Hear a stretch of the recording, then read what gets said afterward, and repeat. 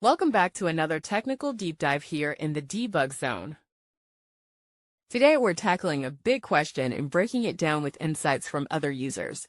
Hopefully this clears up some misconceptions and helps you get the answer you need. So buckle up, stay a little curious, and let's jump right in.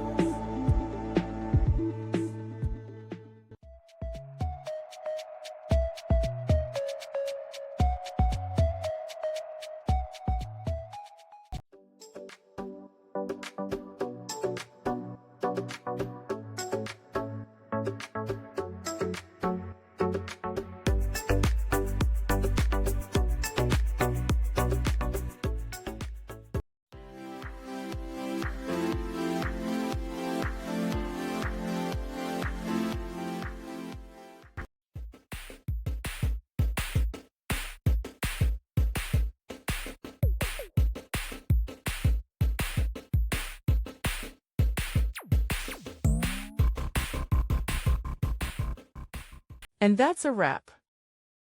I hope you found the answer you were looking for. If you did, take a second to hit that subscribe button. It really helps out. And let me know in the comments which solution worked best for you. See you next time in the debug zone.